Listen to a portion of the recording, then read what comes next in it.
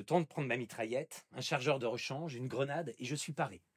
Je traverse l'avenue et aborde un petit groupe d'Antoniens sympathiques qui devisent sur le pas de leur porte un peu plus haut. J'explique en quelques mots mes raisons et me retrouve, avant même d'en avoir terminé, avec un vélo de femme entre les mains. Sur le moment, nous ne nous reconnaissons pas, et j'apprendrai tout récemment par ma sœur que j'ai dû cette gentillesse à la famille de l'ami Ségon. Nous étions ensemble élèves de M. Barthes, notre instituteur vénéré de la rue Augusta. Je remercie hâtivement et m'élance d'instinct vers le groupe Paul Bert pour contourner par le vieil Antony et ses chemins détournés. Avenue de Stalingrad, rue Prosper-le-Goûter, rue des Sources, rue du Jubilé, rue de l'Église, rue du Châtenay, afin de rejoindre la rue des Félicettes, car nous ne sommes arrivés qu'au pont d'Antony, et j'ignore tout de la présence allemande dans la ville. Pas pour longtemps, car alors que je monte la petite côte de la rue des Sources, en danseuse pour gagner du temps, une balle couine à mes oreilles. Je me plaque vivement sur le bas-côté, accueilli par quelques pavés en vrac sur le trottoir, abri tout symbolique, et on ne peut plus précaire. Une silhouette, dont le casque dépasse d'un petit mur de pierre, en situe l'origine à une cinquantaine de mètres. Je dois sans doute mon salut à mon pédalage déhanché. À quoi tiennent les choses? Brève expectative, 50 mètres, c'est prêt. Mais pour Matt Thompson, qui est une arme de combat rapprochée, à cette distance, on loupe un éléphant dans un couloir. Pour lui, par contre, position idéale, légèrement plongeante. Si je m'attarde, il va me tirer comme un lapin. Mes projets à court terme n'étant pas d'exterminer la Wehrmacht, je tire une longue rafale de dissuasion pour lui faire baisser la tête.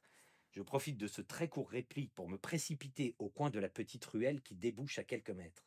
De son côté, son humeur ne semble plus belliqueuse, car je m'en tire sans plus de mal.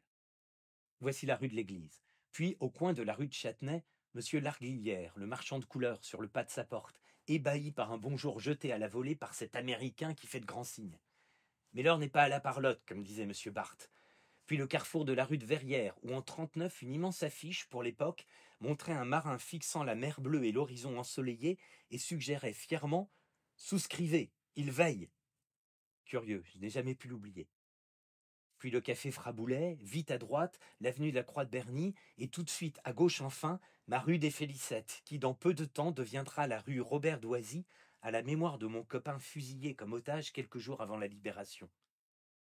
Je stoppe un bref instant au bas de la rue, reconnu par deux voisins éberlués. Puis, après quelques mots brièvement échangés, je remonte la rue.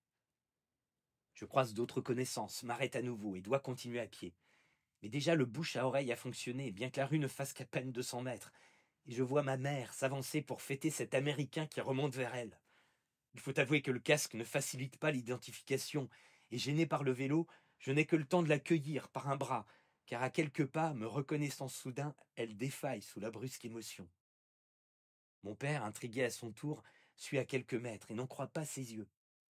Nous vivons alors ensemble un moment d'exception que chacun comprendra, car, depuis un message reçu de Lisbonne via la Croix-Rouge internationale, disant « Georgette est bien arrivée », c'est le plus complet blackout. Ma mère, incrédule, veut tout savoir, mon père tout comprendre. Il faut tout dire en quelques mots. Puis peu à peu le calme revient. Papa, grand spécialiste de la photo, installe le pied de son Kodak et grâce à son retardateur à déclenchement automatique, immortalise l'instant. Nous voici fixés tous les trois en noir et blanc. Le meilleur, au dire des spécialistes, pour les futurs souvenirs. Hélas, le temps coule vite, trop vite.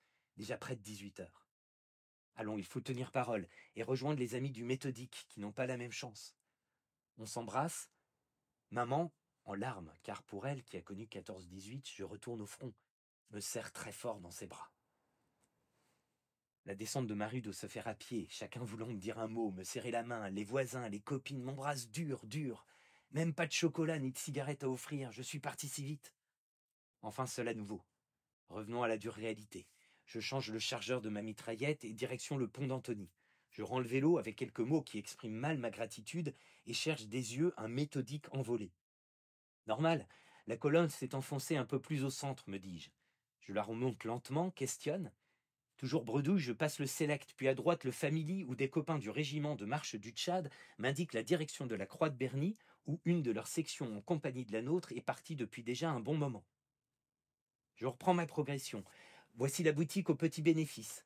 Toujours là. Vieux souvenirs mêlés de soldats de plomb et de mécanos. Je remonte toujours la Nationale 20, où, dans la grande ligne droite d'avant-guerre, Quand j'étais encore tout gosse, s'époumonait l'arpagenait dans de grands panaches de fumée noire et de sons de cloche.